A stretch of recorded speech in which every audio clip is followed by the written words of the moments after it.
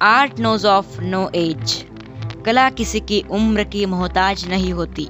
इस तरह का प्रभाव छोड़ने की एक कलाकार कल्पना करता है, इस तरह की लेगेसी कायम करने की एक कलाकार अपेक्षा रखता है, उससे बहुत ज्यादा इस रचनाकार ने अपने जीवन में हासिल किया।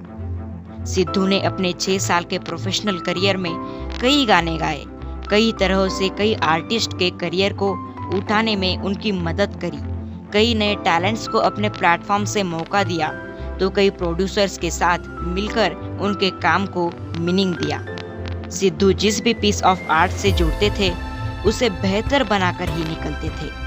कुछ इस तरह का प्रभाव था जीते जी उनका म्यूजिक पर। जिस तरह रिवॉल्यूशनरी व्यक्ति समाज में क्रांति लाता है, उसी तरह सिद्धू भी इंडियन म्यूजिक में एक रिवॉल्यूशन बनकर आए।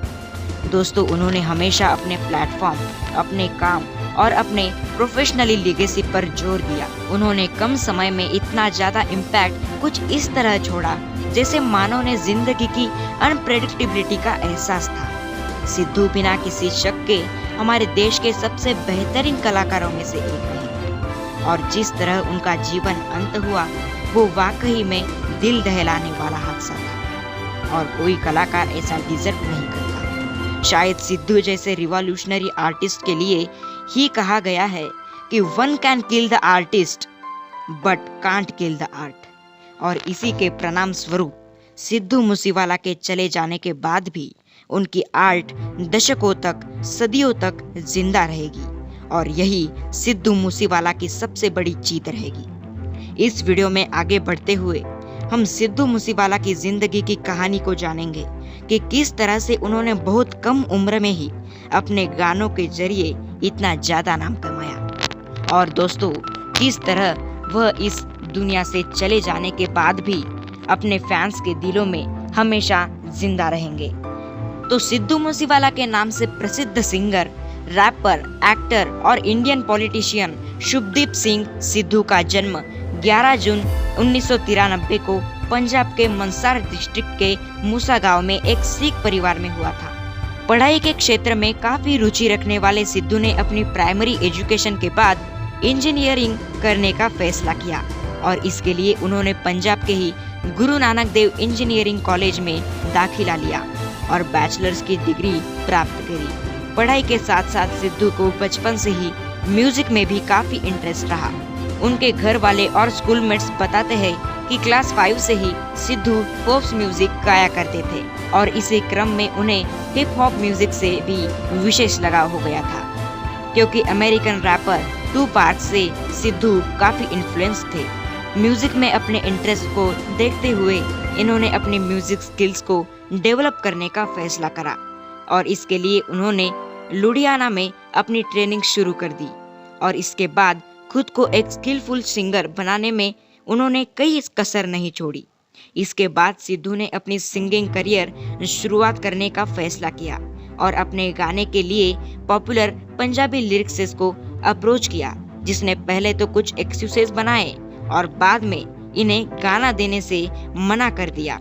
इस घटना से सिद्धू के अंदर के लेखक को दुनिया के सामने अपना टैलेंट दिखाने का रास्ता दिया, और सबसे पहले एक लिरिक्स के रूप में इन्होंने दीप जोंधी, अली मंगत और करण औजला के साथ काम किया। इंडस्ट्री के लिए न्यू कमर सिद्धू के लिए गानों को सबसे पहले निंजा ने गाया था, और उनके गाने का टाइटल था लाइसेंस, और ये गाना वर्ल्ड वाइड बहुत हिट साबित हुआ। इसकी वजह से पंजाबी म्यूजिक इंडस्ट्री में काम करने वाले लोगों के बीच सिद्धू की पहचान बननी शुरू हो गई थी। इसी दौरान साल 2016 में अपने इंजीनियरिंग कोर्स को कंप्लीट करने के बाद एक 1 ईयर स्टडी कोर्स के लिए इनका कनाडा जाना हुआ, और कुछ सालों तक लिरिक्स के रूप में काम करने के बाद अब इन्होंने सिंगिंग के जरिए ऑडियंस तक पहुंचने का फैसला लिया, और 20 सितंबर 2017 को अपना debut track G wagon release किया। इसके कुछ ही दिनों बाद 10 अगस्त 2017 को रिलीज हुआ इनका अगला ट्रैक सो हाई, और ये इनके करियर का ब्रेक थ्रू बन गया। दोस्तों, इस गाने की वजह से इनकी पॉपुलैरिटी काफी बढ़ गई थी। अब तक करीब 48 करोड़ लोगों के द्वारा सिर्फ यूट्यूब पर इनके इस म्यूजिक वीडियो को देखा जा चुका है। इसके बाद ईसा जात, टोचन, सेल्फ मेड, फेमस और वार्निंग शॉट जैसे कई सिंगर्स के साथ इन्होंने अपने म्यूजिक करियर को आगे बढ़ाया और खुद को पंजाबी म्यूजिक इंडस्ट्री में एक इंडिपेंडेंट आर्टिस्ट के तौर पर एस्टैब्लिश करा। इसी साल एक पंजाबी बायोग्राफिकल मूवी के लिए इनका पहला फिल्म सॉन्ग ट्रैक भी रिलीज हुआ था। इसका टाइटल था डॉलर। साल 2018 में ही डेब्यू एल्बम PBX1 भी रिलीज हुई, जिसमें कैनेडियन एल्बम चार्ट्स में भी लिस्ट किया गया था। इन एल्बम और गानों की वजह से साल 2018 तक सिद्धू काफी प्रसिद्धि बिटोर चुके थे और दोस्तों बहुत ही बड़ी संख्या में व्यूअर्स के द्वारा इन्हें देखा और सुना जाने लगा था। इसी वजह से साल 2019 में इन्होंने अपने एक रिकॉर्ड लेवल की शुरुआत करी और इसी लेवल के जरिए इन्होंने सिद्धूस एंथम, माफिया स्टाइल, पॉइजन, सोने लग दे और होमिसाइड जैसे ट्रैक्स लिस्ट करे।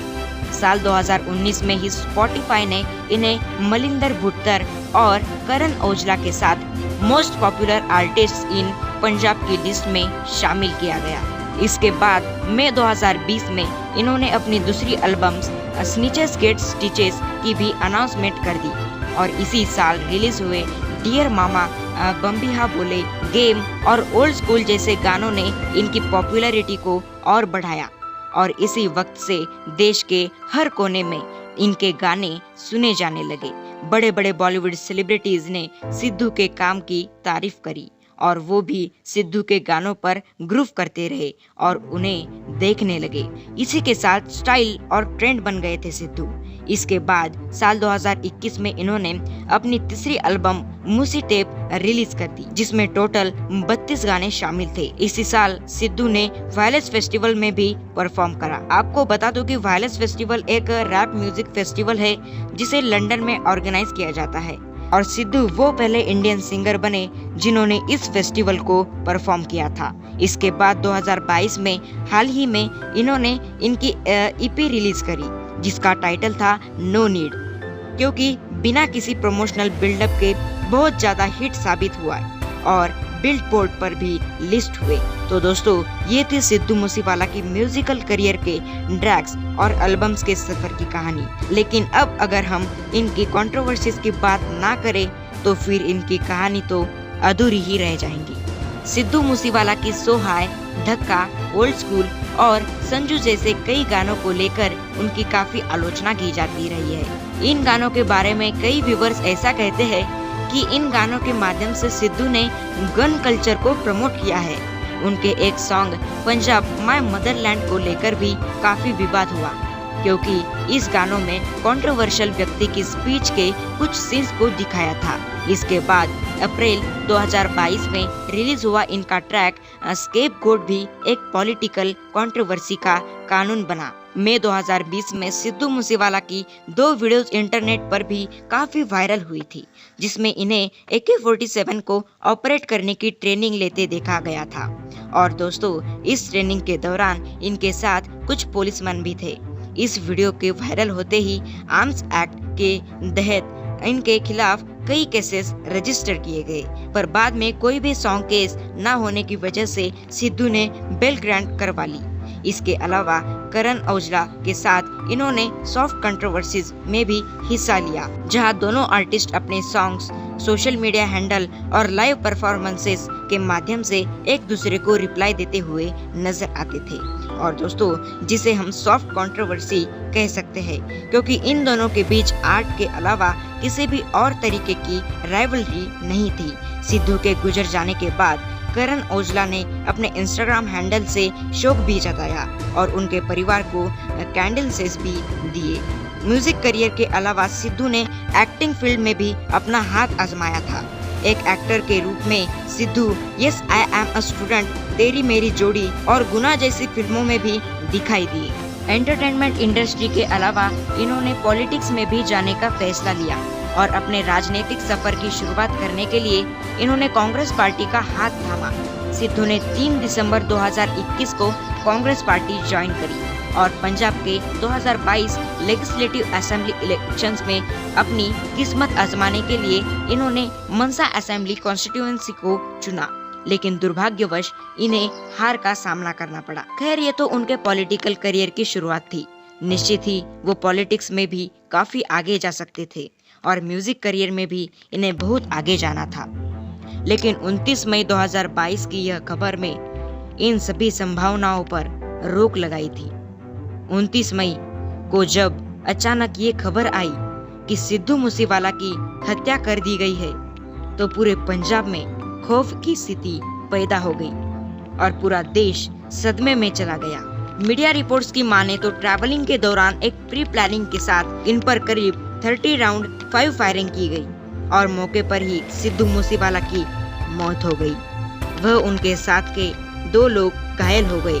सिद्धू के गुजर जाने के बाद कई पॉलिटिकल पर्सनालिटीज और गैंगस्टर्स का नाम उनके मर्डर से जुड़ रहा है। खैर, ये तो एडमिनिस्ट्रेशन और जुडिशियरी का मामला है और समय के साथ इसका भी खुलासा हो ही जाएगा। पर जो सबसे बड़ा लॉस इस दुनिया को सिद्धू के जाने से हो गया है, अब वो कभी वापस नहीं आ पाएगा। सिद्धू के रूप में पंजाब ने इनफैक्ट हमारे देश में एक उम्मीद की किरण को खोया है। एक ऐसे व्यक्ति को खोया है जो जैसे को जैसा ही बोलता था और अपनी कला के जरिए करोड़ों लोगों को छूता था। उनके मुश्किल के वक्त में उन्हीं को उम्मीद देता था। इस वीडियो के जरिए हम शुभदीप सिंह सिद्धू को श्रद्धांजलि भी अर्पित करना चाहेंगे। आपका बहुमूल्य समय देने के लिए बहुत बहुत धन्यवाद।